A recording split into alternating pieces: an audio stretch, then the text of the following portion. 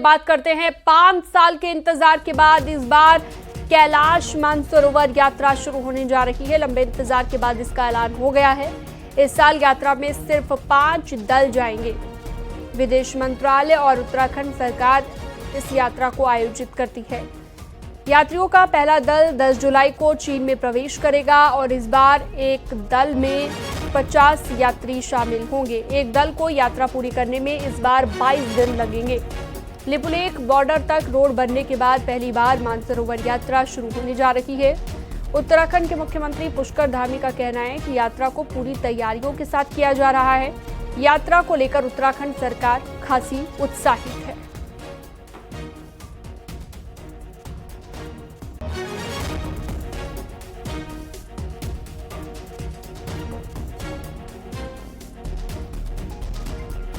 बढ़ते हैं आगे। कैलाश मानसरोवर यात्रा के मुख्य पड़ाव और चाइना बॉर्डर के करीब गुंजी में शिवधाम बनाने की कवायद तेज हो गई है। ये शिवधाम आदि कैलाश और मानसरोवर जाने वाले यात्रियों को कई सुविधाएं मुहैया कराएगा। इतना ही नहीं, इसे धार्मिक पर्यटन के केंद्र के रूप में स्थापित किया जा सकेगा। क्या है खास शिवधाम में, इस रिपोर्ट के जरिए आपको दिखाते हैं।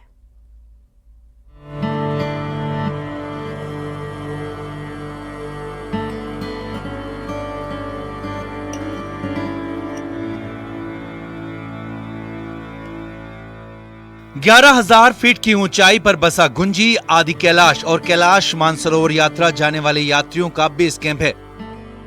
यहीं से लिपुलेख और जोलिंगकोंग के लिए भी रास्ता निकलता है। इन दोनों धार्मिक स्थलों में जाने वाले यात्री गुंजी में ही खुद को ऊंचाई में जाने के लिए तैयार करते हैं, लेकिन अभी तक गुंजी में वो ढांचा तैयार नहीं हो पाया है जिसकी दरकार सैलानियों को रहती है। ऐसे में अब यहाँ शिवधाम बनाने की कवायद तेज हो गई है। पर्यटन महकमा 17 करोड़ की लागत से ऐसा शिवधाम बनाने जा रहा है जो धार्मिक आस्था का तो केंद्र होगा, साथ ही साथ सैलानियों की जरूरतों को भी पूरा करेगा। और सीधाम योजना के अंतर्गत जो है यहाँ पर विजिटर सेंटर है, हाट है, सिंगल स्टोरी कॉटेज है, डबल स्टोरी कॉटेज है, टॉयलेट ब्लॉक है, टेंटिंग प्लेटफॉर्म है, नंदी द्वार है। तो इस प्रकार के वहाँ पर प्रथम फेज में कार्य होने हैं। गुंजी में 25 हेक्टेयर जमीन पर शिवधाम बनना है। ये जमीन पर्यटन विभाग को ट्रांसफर भी हो गई है। शिवधाम में सिंगल और डबल स्टोरी के कॉटेज बनेंगे। विजिटर सेंटर, हाट, टेंटिंग प्लेटफॉर्म के साथ ही भव्य नंदी द्वार भी बनना है। यही नहीं, इसके जरिए सैलानियों की अन्य जरूरतों को भी पूरा किया जाना है। कोर हिमालय के करीब बसे गुंजी में जमीन की काफी कमी है। ऐसे में स्थानीय लोग भी होम स्टे और पर्यटन गतिविधियों के लिए जमीन की डिमांड कर रहे हैं। हमारी जो प्राइवेट लैंड है बहुत कम है, क्योंकि हम देखते हैं आज प्रति व्यक्ति कुछ लोगों, 1-2 लोग परिवार को छोड़कर कुछ मुट्ठी भी नहीं है हमारे पास जगह, और इस प्रकार से हम लोग वहाँ पर होम स्टे बनाने में मतलब सक्षम नहीं रहेंगे क्योंकि जमीन के अभाव में। पीएम नरेंद्र मोदी के गुंजी आने के बाद ये इलाका देश भर में चर्चित हुआ है। यही वजह है कि आदि कैलाश और ओम पर्वत के दर्शनों के लिए यहाँ साल दर साल हजारों लोग पहुंच रहे हैं। और यही नहीं, मानसरोवर यात्रा शुरू होने पर इस संख्या में खासा इजाफा भी होगा। ऐसे में शिवधाम के वजूद में आने से जहां सैलानियों को खासी राहत मिलेगी, वहीं नया पर्यटन केंद्र भी विकसित होगा। न्यूज़ 18 के लिए पिथौरागढ़ से विजयवर्धन उप्रेती की रिपोर्ट।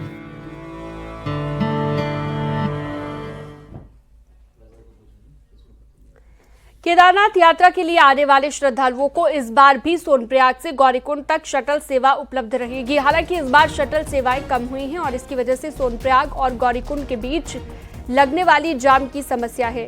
इसी को देखते हुए प्रशासन ने 400 की जगह इस बार 200 ही गाड़ियों को शटल सेवा के लिए मंजूरी दी है। सोनप्रयाग से गौरीकुंड तक का किराया 50 रुपए तय किया गया है। शटल सेवा संचालकों की माने तो सोनप्रयाग से गौरीकुंड तक सड़क की हालत ज्यादा ठीक नहीं है और इसी वजह से शटल सेवाएं कम की गई हैं।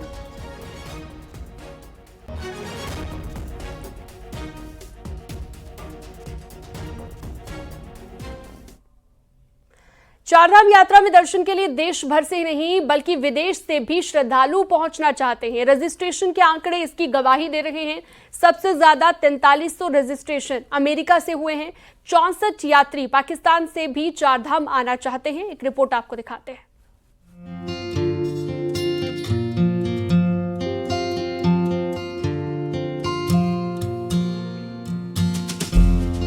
30 अप्रैल से उत्तराखंड में 4 धाम यात्रा की शुरुआत हो जाएगी। देश के सभी राज्यों से जहां यात्रियों ने रजिस्ट्रेशन करवाया है, वहीं 7 समंदर पार और पड़ोसी देशों से भी यात्री 4 धाम आने वाले हैं। दुनिया के 97 देशों से अब तक 16,125 रजिस्ट्रेशन हुए हैं। सबसे ज्यादा 4,325 रजिस्ट्रेशन अमेरिका से हुए हैं, जबकि दूसरे नंबर पर नेपाल से 2,519 पंजीकरण हुए हैं। वहीं तीसरे नंबर पर मलेशिया से 2,349 रजिस्ट्रेशन और चौथे नंबर पर ब्रिटेन से 1,204 और 5वें नंबर पर ऑस्ट्रेलिया से 744 यात्रियों ने रजिस्ट्रेशन कराया है।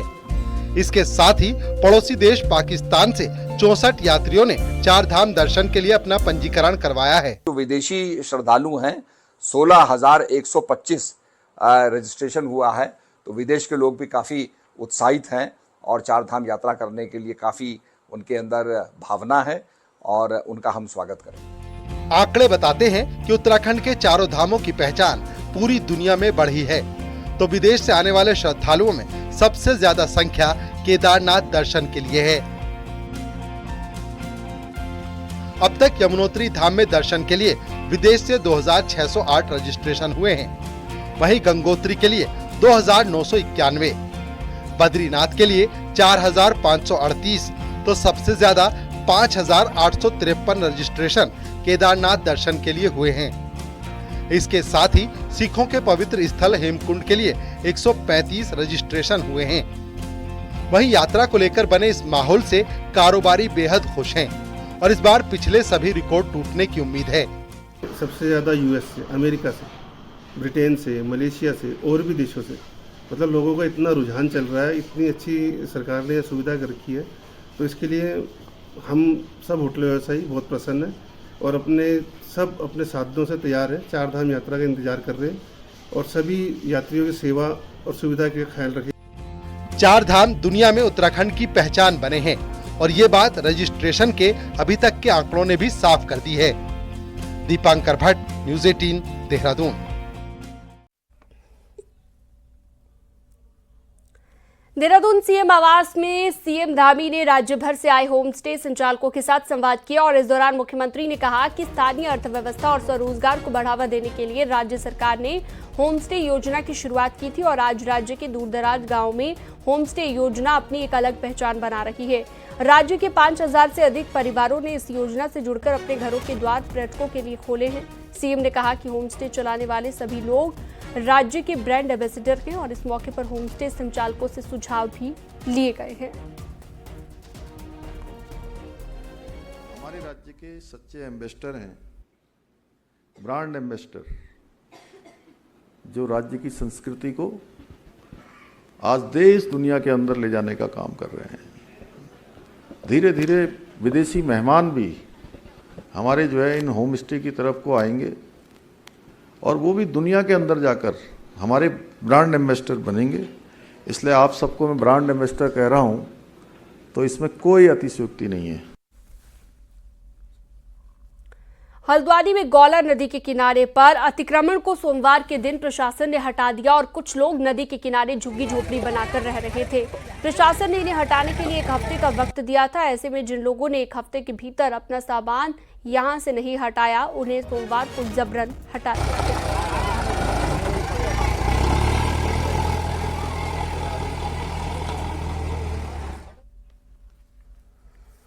हल्द्वानी के करीब चौंसला गांव में अचानक से अपनी डेमोग्राफी बदलने को लेकर सुर्खियों में आ गया है, लेकिन अब इस मामले में एक और बड़ा खुलासा हो गया है। चौंसला गांव डेमोग्राफी को बदलने के लिए न सिर्फ दूसरे राज्यों से धर्म विशेष के लोग यहां पर आए, बल्कि यहां पर चोरी छिपे मस्जिद और मदरसे तक का निर्माण करा दिया गया। देखिए एक्सक्लूसिव रिपोर्ट।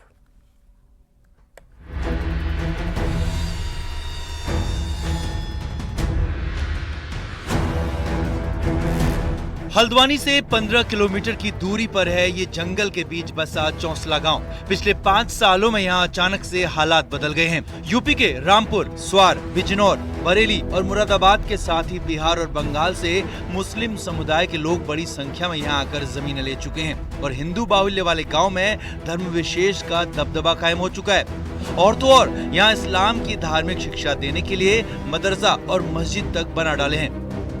देखिए वहाँ सर्वप्रथम तो मैं एक बात कहता हूँ, वहाँ पे एक मस्जिद है जो देवबंद मस्जिद के नाम से है, और उस मस्जिद में मदरसा भी संचालित होता है और उसमें सरकारी भूमि का भी कुछ हिस्सा उसमें पाया गया था, ये अधिकारियों को भी पता है। 2009 में सुप्रीम कोर्ट के आदेश के हिसाब से किसी भी मस्जिद में पुनः निर्माण का कार्य हो या किसी भी मस्जिद में नवनियुक्त, उसमें परमिशन होनी बहुत जरूरी है, जो बिना परमिशन के इनने उसमें तोड़फोड़ और निर्माण का कार्य सुचारू रूप से किया हुआ है। जाहिर है मामला तब और गंभीर हो जाता है जब इस काम को गुपचुप तरीके से अंजाम दिया गया हो। दूसरी तरफ प्रशासन ने भी माना है कि चौंसला गांव में चुपके से मस्जिद और मदरसे का निर्माण करा दिया गया है, जिसे इन दिनों यहां रहने वाले लोग गिरा रहे हैं। निरीक्षण में ये पाया कि कुछ जमीन फॉरेस्ट की भी है, उसमें वन विभाग को भी अपने हमारे स्तर से निर्देशित किया जाए कि अपनी जमीन की एक बार जांच कर लें, क्योंकि ये आपका सीमा से लगता हुआ क्षेत्र है जहाँ पे कि राजस्व की और वन की सीमा मिलती है। एक बार बाउंड्री डिसाइड हो जाएगी, उसका अगर यदि वो वन भूमि में पाए जाते हैं उसमें वन विभाग अपने स्तर से कार्रवाई करेगा। दरअसल चौंसला की कहानी तब सामने आई जब यहाँ की कई रजिस्ट्री को खंगाला गया। गांव के अंदर बाहरी लोगों की इतनी रजिस्ट्री देखकर लोग भी हैरान रह गए, क्योंकि अंदर ही अंदर डेमोग्राफी बदलने की साजिशें हो चुकी थी और इसमें शबनम नाम के एक पटवारी तक के शामिल होने की बातें कही गई। इस साजिश की खबर जैसे ही मुख्यमंत्री धामी को लगी, उन्होंने इस पर कार्रवाई के तुरंत निर्देश दिए हैं। हल्द्वानी से न्यूज़ 18 के लिए शैलेंद्र नेगी की रिपोर्ट।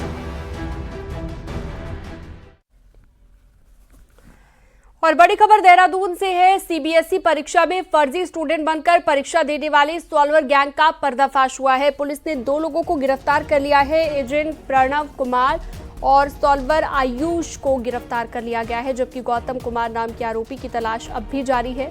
इनके पास से 1 लाख कैश, फर्जी आईडी और मोबाइल बरामद हुआ। पुलिस के मुताबिक ये गैंग बिहार झारखंड तक फैला हुआ है। एक छात्र के बदले परीक्षा देने के लिए 10 लाख रुपए में डील होती थी। सॉल्वर और असली कैंडिडेट की फोटो मिक्स करके फर्जी एडमिट कार्ड बनाया जाता था, जिसके बाद परीक्षा दी जाती थी। केंद्रीय विद्यालय ONGC की शिकायत के बाद पुलिस ने ये बड़ी कार्रवाई की है।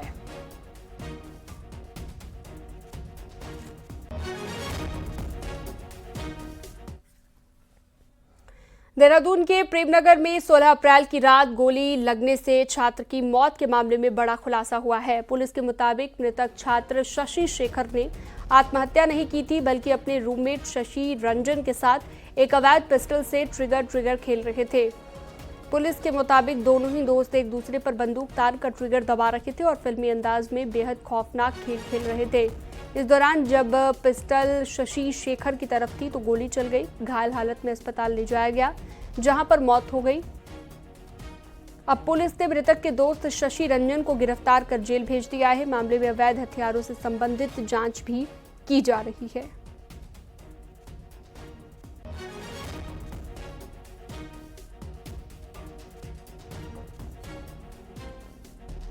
करने के बाद उसमें जो है कारतूस फंसा हुआ है और जिज्ञासावश जैसे देखा जाए जो स्टूडेंट्स में या यूथ में वेपन को लेकर एक डिस्प्ले करने का या कुछ खेल करने का या डराने का, इस तरह का जो एक रहता माहौल जिसमें मंशा नहीं रहती, लेकिन हाँ कहीं ना कहीं जो एक्ट है वो कहीं ना कहीं इलीगल एक्ट था, जिस कारण इतनी दुखद घटना हुई और जिसमें देखा गया कि इलाज के बाद भी जो है युवक को बचाया नहीं जा सका। और उसकी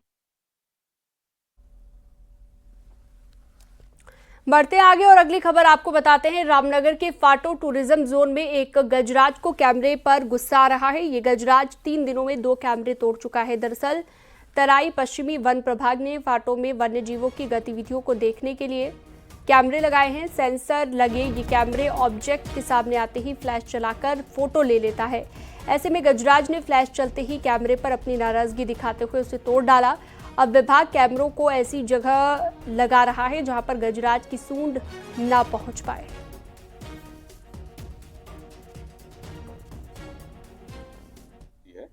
और वो जहाँ पे हम लोग जो मॉनिटरिंग के लिए जो कैमरे लगाते हैं वो उन तक पहुंचता है वो, और उसके बाद में जैसे ही उसमें फ्लैश लाइट चमकने लगती है तो वो उसको तोड़ने की कोशिश करता है। तो इस तरह से उसने 2 कैमरे हमारे क्षतिग्रस्त किए हैं, लेकिन अब हम लोग अपने थोड़े उसको चेंज करते हुए अलग ऐसी जगह लगा रहे हैं जिसको हाथी सीधे उस पर नजर नहीं पड़ रही है उसकी। उत्तराखंड के तराई और भाबर में लगातार गर्मी बढ़ रही है, जिसके चलते पेयजल की सप्लाई प्रभावित होने लगी है। गौला बैराज के जरिए मिलने वाले पानी के लेवल भी लगातार बढ़ रहे हैं और इसके चलते हल्द्वानी के इलाकों में पानी की किल्लत महसूस की जा रही है। खासतौर पर ग्रामीण इलाकों में पानी नहीं आ रहा है और लोगों के सब्र का बांध टूटने लगा है। सोमवार को लामाचौड़, जयपुर पाडली जैसे गाँव के लोग जल संस्थान के ऑफिस पहुंचे और जल जीवन मिशन के तहत बिछाई गई पेयजल लाइनों से पानी देने की मांग उठाई गई। इस दौरान जल संस्थान के अधिकारियों ने भी माना कि पानी की किल्लत लोगों को हो रही है।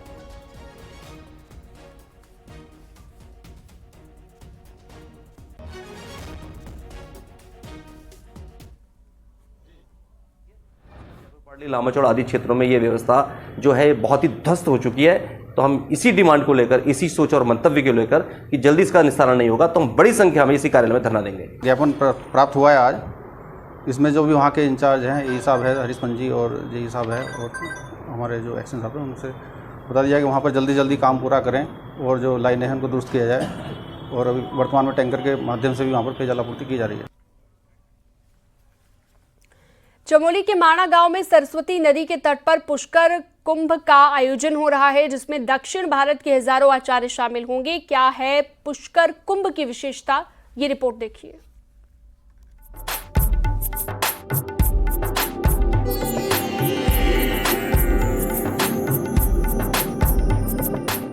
भारत के प्रथम गांव माणा में सरस्वती नदी के उद्गम स्थल के पास पुष्कर कुंभ का आयोजन होने जा रहा है।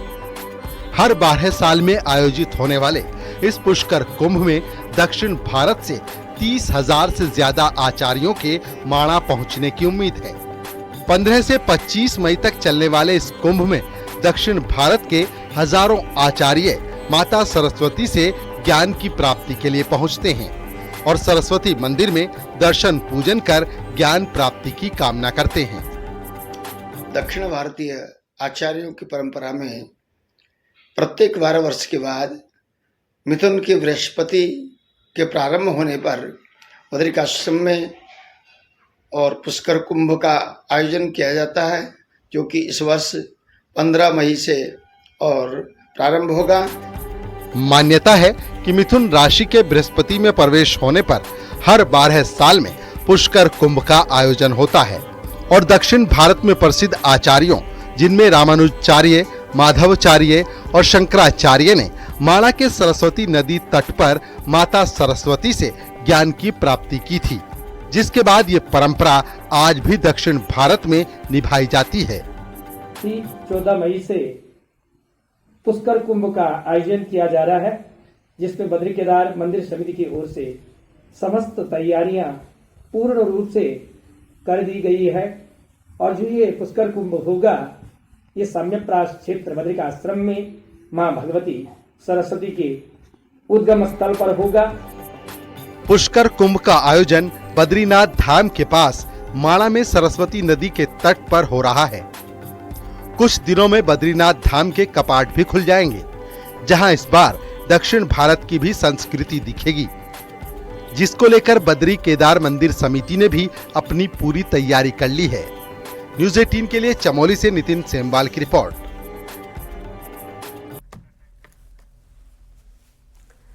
करीब 1 साल के बाद कांग्रेस के प्रदेश प्रभारी सैलजा उत्तराखंड आने वाली हैं और मंगलवार को कुमारी सैलजा देहरादून के दौरे पर रहेंगी। खबर यह है कि इस दौरान वो सीनियर नेताओं के साथ एक मीटिंग भी करेगी। देहरादून के कांग्रेस ऑफिस में ये मीटिंग दोपहर 12:30 बजे होगी, जिसमें पार्टी के आने वाले प्रोग्राम और राज्य में पार्टी के प्लान पर चर्चा की जाएगी, बातचीत होगी। कांग्रेस प्रभारी कुमारी सैलजा पिछले साल लोकसभा चुनाव में हरिद्वार सीट पर प्रचार के लिए आई थी और उसके बाद केदारनाथ उपचुनाव और निकाय चुनाव में नहीं आई।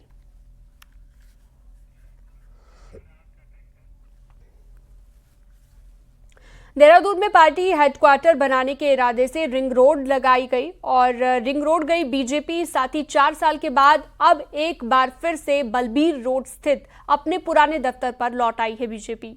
अब इसी पुराने ऑफिस को तोड़कर नया और आधुनिक हेडक्वार्टर तैयार किया जाएगा। इसके लिए पार्टी ने आसपास की जमीनों को खरीदना भी शुरू कर दिया है। देखिए,